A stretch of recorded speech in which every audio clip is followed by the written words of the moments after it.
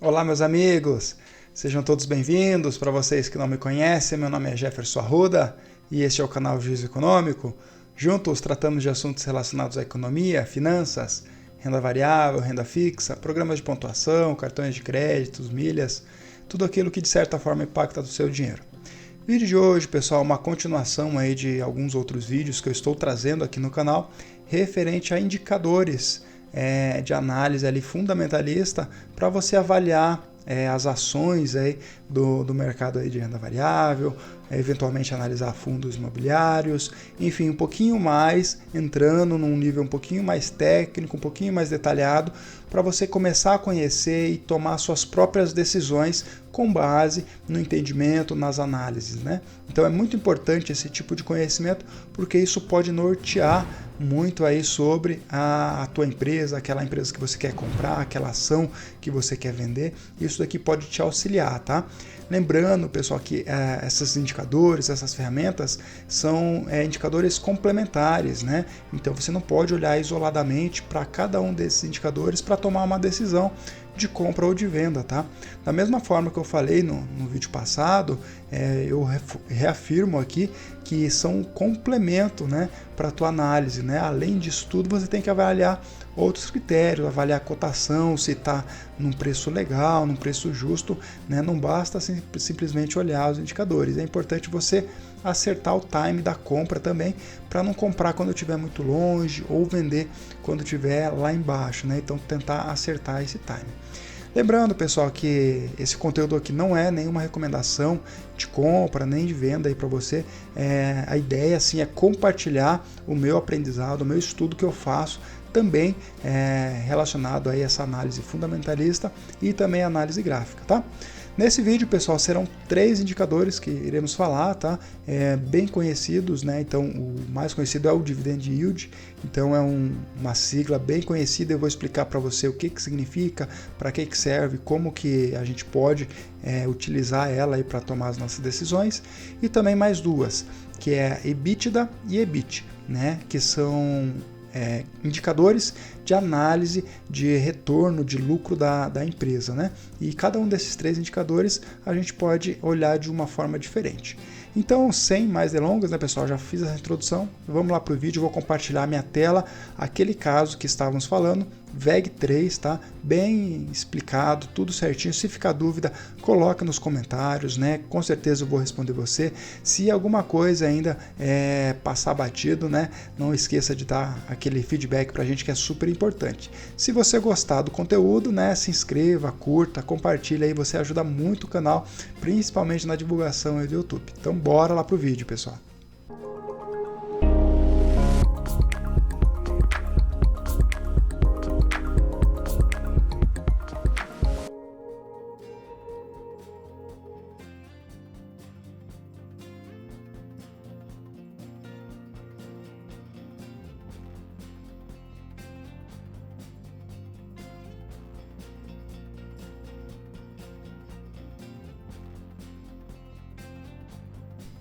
Então, pessoal, já estou compartilhando, né, o nosso caso que a gente estava vendo da VEG, tá? Então, já fiz uma introdução, já dei um overview bem legal. Vamos direto aqui no ponto. Então, vamos falar sobre o Dividend Yield, tá, pessoal? Dividend Yield, pessoal, ele está aqui no canto direito, né, onde você pode enxergar aqui, no caso da VEG, 1,85% de Dividend Yield, né? O que significa isso, pessoal? Vamos lá. O Dividend Yield, pessoal, é os dividendos pagos pela empresa no último ano, né? Então é o cálculo com base no que a empresa distribuiu de lucro aí para o acionista, tá? Então, para as ações aqui, pessoal, as empresas elas podem distribuir mais ou menos lucro, tá? Isso vai depender muito da política, do regime, do regimento, como é que está a aplicação desses recursos, né? Depende de reunião de conselho, enfim. No caso da VEG, pessoal, eles distribuíram 1,85% de dividendo, de lucro, né, para o acionista no último ano. Ah, Jefferson, mas isso daqui é todo ano que acontece? Como é que funciona? Cada empresa tem uma forma, pessoal. Tem empresa que distribui todo mês, alguma empresa distribui uma vez no ano, outras duas e assim por diante. Você tem que entender e analisar ali a empresa, as reuniões, né? Como é que é essa distribuição junto com o conselho. É bem tranquilo de você ver, tá? Aqui no próprio site do Investidor 10 tem um lugar que você vê ali o dividendo e você consegue nortear. Esse cálculo, pessoal, ele leva em conta os últimos 12 meses, tá? Então você olha aqui, por exemplo, 1,85 e aí daqui a pouco, mês que vem, você consulta e é um valor diferente já que está aparecendo. Por quê? Porque pode ter entrado um novo dividendo ali e aí isso mudou, ou também ele pode ter saído, né, ter expirado, digamos assim, aqueles 12 meses. Então por isso que isso pode variar, tá? É importante, pessoal, olhar não só para o dividendo, né? Às vezes a pessoa olha só porque está tendo bons dividendos, eu vou comprar uma determinada ação. E às vezes isso é bem problemático, né? Então, principalmente quando você tem grandes quedas aí nas ações, que o dividendo ele fica muito alto, né? Então, por exemplo, se uma ação ela vale R$10 e pagou R$1 de dividendo no ano, ela pagou 10%. Ah, você vai falar, legal, beleza. E aí, de repente, alguns meses seguintes, essa ação está valendo R$5. Ou seja, se você olhar quanto que ela pagou de dividendo, ela pagou R$1. Né? Então ela pagou 20% de dividendo. Então esse número de dividendo ele vai ficar um pouquinho distorcido. E aí às vezes a empresa está numa situação ruim, aí desvalorizou. Então tudo isso daqui você tem que levar em conta para fazer a tua análise, tá? Então aqui, pessoal, bem tranquilo de você ver, tá? Então se você rolar aqui para baixo, você já tem o histórico de dividendos, onde você pode olhar ano a ano quanto que essa empresa pagou e aqui em cima a média. Então você consegue ver aqui que a VEG, no caso, a média dela é 1,16 nos últimos 5 anos, né? E nos últimos 12 meses, 1,85. E aqui tem a data de pagamento. Então você verifica, ó, teve um pagamento, né, no mesmo dia aqui distribuído em juros sobre capital próprio e dividendos, né? E foram esses valores. E aí você tem aqui o histórico, né, do ano para você começar a ver, né? Então, em 2024 pagou, né, referente a esses 3 aqui. Em 2023 teve mais vários aqui. Se você somar esse montante, você vai fazer a conta versus a cotação atual e vai chegar nesse percentual, tá? É um número bem interessante, mas não pode levar em conta só ele, tá? É bem importante você entender um pouquinho sobre o todo, tá? Agora vamos para os outros dois, pessoal, indicadores, né? O EBIT e o EBITDA, que são indicadores que eu gosto também, porque ele demonstra quanto realmente de retorno que a empresa teve, né, no semestre ou no ano, e é isso que eu vou comentar com vocês. Às vezes não é tão comum esses indicadores, mas são bem importantes, tá, pessoal? Então aqui você não vai achar nos indicadores essa informação, né? Dependendo do site, pode ser até que apareça, tá? Mas geralmente você vai ter isso daqui na demonstração de resultado, no balanço, alguma coisa da empresa, tá? Nesse caso aqui para baixo, você pode percorrer e você vai chegar junto aqui com os resultados. Então, nós temos aqui o resultado da VEG nos últimos 12 meses, né, em 2023 e 2022. E aqui você tem o EBIT, 6,46 bilhões, e o EBITDA 7,09 bilhões, né? E o que significa esses valores, pessoal? Para que é tão importante isso? Faz sentido? Para a gente falar, pessoal, um pouquinho sobre isso daqui, a gente precisa entender só um pouquinho de como que funciona e para que serve, tá? Então, o EBIT, pessoal, ele significa, né, Earnings Before Interest and Taxes, ou seja, retorno, né, antes de taxas e de juros, né? Retorno antes de juros e taxas, né? Então, você pode considerar isso daqui como um indicador bem importante de lucratividade, né? Qual que é o lucro que a empresa está dando, né? Então, lucro antes de você ter ali os juros, né, sobre aplicações financeiras. Por exemplo, a VEG, ela teve 100 milhões de lucro com aplicações financeiras, né? Esses 100 milhões, pessoal, teoricamente não é o resultado da empresa, porque não surgiu do produto do negócio que ela trabalha, e sim surgiu de uma aplicação externa, né? E aí, nesse caso aqui, a gente desconsidera isso para ter esse cálculo mais preciso, para a gente saber qual que é o lucro antes de eu ter, eventualmente, esses juros e também antes de aplicar os impostos, tá? E aqui o EBITDA, pessoal, ele também é semelhante, porém ele tem algumas informações a mais, né? Então, da mesma forma, ele tem ali, né, o Earnings Before Interest, Taxes, Depreciation e Amortization. Então, da mesma forma, ele desconsidera, né, essas questões de juros e impostos, só que ele também desconsidera depreciação e amortização. Então, muitas vezes, esses números eles geram uma distorção no resultado, porque pensa que você tinha uma máquina que valia 100 mil reais, e aí você faz o processo de depreciação contábil e essa máquina passa a valer 50 mil reais, por exemplo. Então, isso acaba saindo do teu resultado. E nesse caso, pessoal, os dois indicadores, né, eles tentam trazer justamente esse lucro mais assertivo, né? Inclusive, essas informações, pessoal, você consegue direto no site da companhia, no site da empresa que você está utilizando, tá? Se ela for listada em bolsa, pessoal, você pode procurar o RI, né, a relação de investidores. Por exemplo, aqui a gente pode procurar o RI da VEG, né, ri.veg.net. Você vai cair nesse site onde tem todas as informações relacionadas necessárias aí para os acionistas, tá? E aqui você tem os resultados, apresentação de 2023, demonstrações financeiras, né? Então vamos pegar aqui o resultado.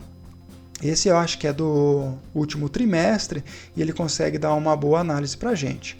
Ó, então aqui ele já destaca para a gente, ó, o EBITDA no trimestre foi de 1,8 bilhões, né? 1,8 bilhões de EBITDA, ou seja, lucro sem considerar juros de aplicações financeiras, considerando impostos e considerando também depreciação e amortização. Então aqui embaixo tem uma forma que você calcula, deixa eu ver se é nesse relatório, é no outro, acho que é no outro, no anual. Eu até dei uma olhadinha, achei bem legal, pessoal, porque ele consegue trazer essa clareza para você, né? Principalmente para aquela pessoa que está começando ali no mercado. É importante você saber de onde que vem esse número e como que esse número contribui ali para a tua análise, tá? Aqui então, pessoal, abri o documento, tá? Na verdade, é a demonstração financeira, tá? Esse é o resultado de 2023, né? Apresentado aí do começo ao final do ano. E aqui você pode procurar nesse documento sobre o EBITDA. E aqui ele vai te dar certinho o cálculo, né? Então você tem o lucro, né? O lucro líquido aqui tem a receita operacional, né? Depois o lucro líquido, e aqui você tem a parte de impostos, resultados financeiros, né? Resultado aí de juros de aplicações financeiras, e aqui você tem a depreciação. Para você chegar no EBITDA, pessoal, deixa eu até dar um zoom aqui para facilitar também para vocês, né? Então você tem esse lucro, né? Então você teve 5,8 bilhões de lucro. E aí você vai retornar aqui os impostos, né? Vai tirar a aplicação aqui de juros, né? O resultado de juros, e vai retornar aqui também a depreciação. Então, quando você volta, né, você desconsidera isso para saber exatamente o teu lucro. Então, considerando realmente a tua margem, o teu lucro operacional. E aqui você vai chegar no EBITDA de 7,9 bilhões em 2023, né? Um EBITDA muito bom se comparado ao resultado operacional da empresa. E aqui você tem uma margem, que é um indicador bem legal, pessoal, para você também saber, né, se a empresa está dando lucro, quanto que está dando de lucro, isso é bom, isso é ruim. E essa margem é calculado basicamente dividindo o EBITDA pela receita operacional. Então, se você fizer uma continha bem simples aqui, você vai chegar nesse resultado. Então, você vai dividir 0,09 aqui, por exemplo, dividido por 32,5. Você vai chegar em 21,81, que é a margem EBITDA, tá, pessoal? E para você fazer o EBIT, basicamente, você vai desconsiderar essa parte aqui. Então, ao invés de você chegar em 7,09, por exemplo, você vai chegar em 7,7 no EBIT. Então, o EBIT dele acaba sendo mais preciso, porque ele desconsidera essas questões e vai te dizer realmente qual que seria o lucro líquido dessa empresa de forma bem precisa, tá? Beleza, pessoal? Se ficar alguma dúvida, coloque aí nos comentários, tá? Eu vou tentar fazer um resumo agora, só para fechar com vocês. Lembrando, dividend yield é o lucro, né, que a empresa distribui para os acionistas. Nas ações isso pode ser variável, depende do conselho. Em fundos imobiliários, pessoal, tem algumas obrigatoriedades. Então, no caso do fundo imobiliário, é obrigado o fundo distribuir 95% pelo menos de lucro aí com os acionistas, né? Então é obrigatoriedade. Então, se teve lucro, o fundo ele tem que distribuir no semestre até no mínimo, né, 95%. Tá bem importante isso daqui. Os outros indicadores, pessoal, o EBIT, né? Então ele considera ali o lucro, né, antes de juros, né, de aplicações financeiras e antes de tributos, antes de impostos, né? E o EBITDA, pessoal, ele considera o lucro antes desses juros, antes dos tributos e também antes da depreciação. Então ele vai voltando isso daqui no teu lucro para você entender qual é o real lucro ali que essa empresa está tendo, considerando esses fatores, tá? Então é bem importante você mensurar isso daqui, porque dependendo de quanto é a tua receita líquida, você vai ter ali as deduções e você vai chegar no EBITDA, numa margem EBITDA muito boa, né? E aí você vai conseguir entender um pouquinho que essa empresa está tendo os bons números, né? Então a WEG aqui, levando em conta que ela tem 32 bilhões de receita líquida aí nos últimos 12 meses, por exemplo, está tendo um EBITDA de 7 bilhões. Então é muito boa, né? 20% de margem aí de EBITDA é muito bom, né? Se você olhar também o ROI que a gente falou no outro vídeo, né? Também é bem interessante. Então é uma empresa bem estruturada financeiramente. E aí às vezes você se pergunta por que a ação não se valoriza tanto, né? O que segura. Então é um pouquinho disso tudo, né, pessoal? Fica equilibrado aí esses números e os acionistas eles ficam olhando para saber se a empresa está dando lucro, né? Daqui a pouco essa empresa ela vai se valorizar, ela vai reinvestir esse lucro e vai crescer mais. Então tudo isso são indicadores que vão te ajudar para saber se uma empresa está dando bons resultados ou não, né? E aí você vai tomar a sua decisão de compra ou não, levando em conta também, pessoal, o momento da compra. Às vezes a empresa tem bons indicadores, porém o momento da compra é ruim, o preço está muito longe, o preço está muito esticado, teve uma grande valorização. Às vezes é melhor você esperar, tentar um retorno ali para daí depois você fazer a tua aquisição. Beleza, pessoal? Se esse conteúdo de alguma forma te ajudou, te agregou no teu conhecimento, não se esqueça de curtir esse vídeo, compartilhar com os amigos, né? Ativar aí as notificações para você estar recebendo. Isso ajuda muito o canal aí na divulgação, né? Me motiva também a criar novos conteúdos aí para vocês e de certa forma a gente vai tendo esse contato e eu também vou ajudando aqui no meu conhecimento para estar aprendendo e trazendo mais essas coisas para vocês. Beleza, pessoal? Muito obrigado e até a próxima.